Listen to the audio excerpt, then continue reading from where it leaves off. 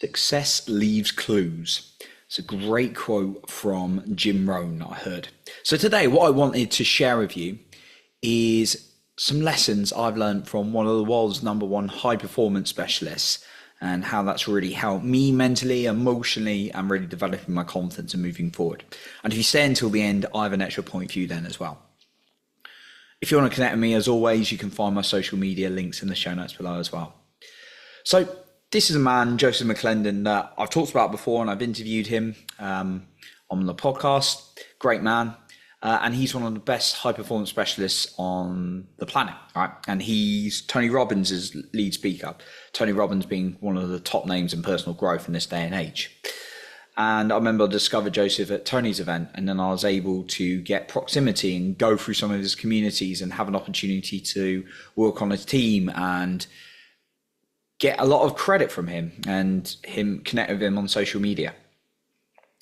And what I learned from Joseph is it doesn't have to be complicated. Things can be very, very simple. And if you apply some very simple principles, it can make a massive difference in life. So that's what I want to share with you, like 5 lessons today that I picked up from him. Ask yourself this as always though, if you're doing the same thing again and again, and you're expecting different results, how's that going to benefit you? Because if you're anything like me, I've been guilty of that. So here are the 5 things I've learned from Joseph. Number 1, think, feel, do, have. He's actually made a poem up about this that I love. As I think, so I feel. As I do, so I have. And what that means is really put emphasis on the way you're thinking, because then that leads to how you're feeling in the body. Now, sometimes you think so quickly and you suddenly start feeling away. My previous episode on anxiety demonstrates that, right? You can just suddenly get anxious. But actually, where it starts from is thinking about something. And then when you feel a certain way, you're going to act differently in different ways you're feeling. So, for example, if you're feeling anxious, nervous, you're less likely to approach a situation which requires a lot of courage. You're feeling happy, you're feeling excited, elevated, you're more likely to take on more challenges, right? And then as a result, you're going to have different results. So if you're not going to approach the situation, you're not going to get much results, if any result. If you do though, you increase your chances. Doesn't guarantee you're going to get a result in what you want, whatever that's going to be, whether that's like a new job, whether that's a new business, whether that's a new partner, whatever it is, right? But it's going to increase your chances if you actually do something about it. So that's the first thing.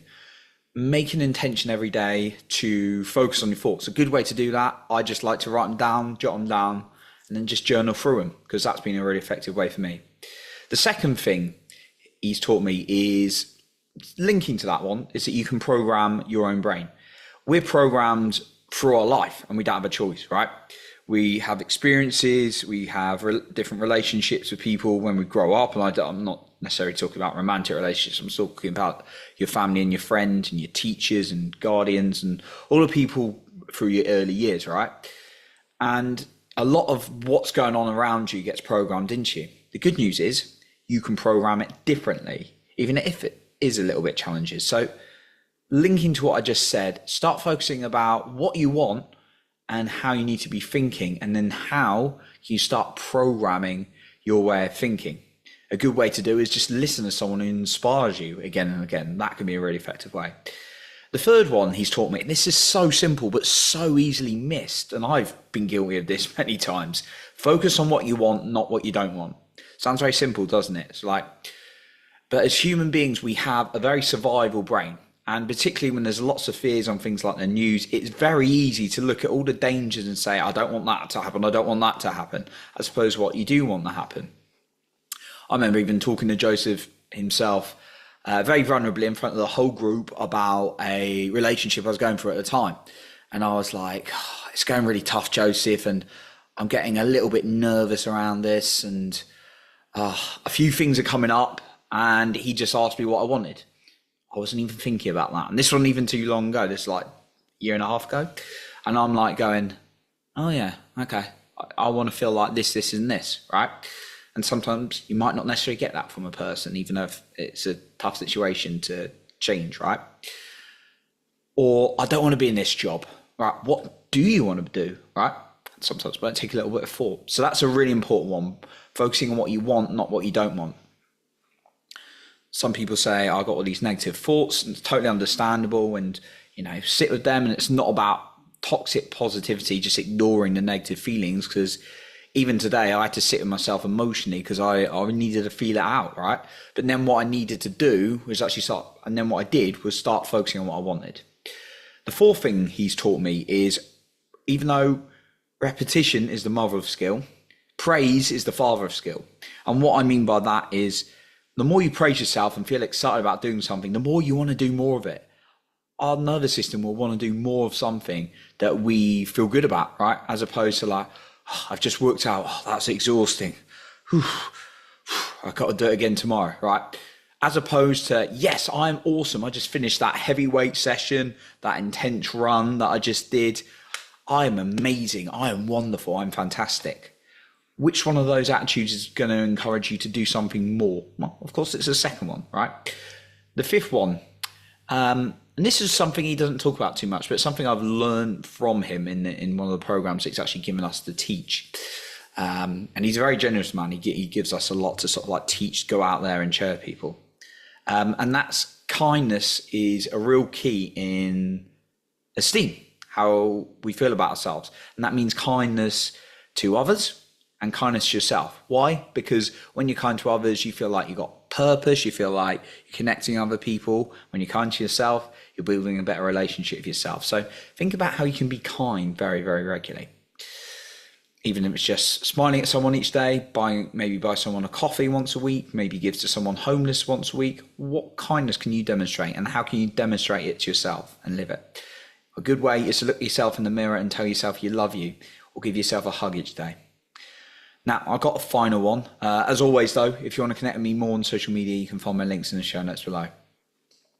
My final thing to share with you is I've talked about what Joseph has taught me. This be a little bit of guidance I'd offer. Find someone, maybe it's Joseph, maybe you like listening to this podcast, which I'm flattered by. But find someone that you can listen to rather than having too many voices and conflicting information. And what that means is there's not a shortage of information, right? All the answers are out there, even free stuff out there, right? It's just a case of diving into it enough and implementing it, I believe. Now, I've hired and will hire coaches and mentors because having a conversation with them really gets the best out of me, and that's what a good coach or mentor will do. What I would say, though, is if you're listening to information that's great on the go, or someone, sometimes I've noticed when I've had too much information, it just bombards me. It's like, is it that approach? Is it that approach? Is it that approach? Is it that approach? So what I would say is, for me, I like to listen to Joseph. I don't even listen to Tony Robbins as much as I used to, but I listen to Peter Sage a lot, as you may have heard me mention. And for me, those guys cover more than enough content. There's maybe one or two other people that I'll tap into for health stuff, like Dr. Amon's very good with brain health. Used to use a little bit of vegan fitness, very good for getting in shape. Now, I've actually got my own routine and it's really good for my health as well. But for you, I would encourage you not to get too much information and bombard yourself, because we can get carried away with reading information, taking too much in, and then we get so confused that it stops us taking action. So that's what I wanted to share as well with you. So I appreciate you for being here, and remember to lead with your heart and not with fear.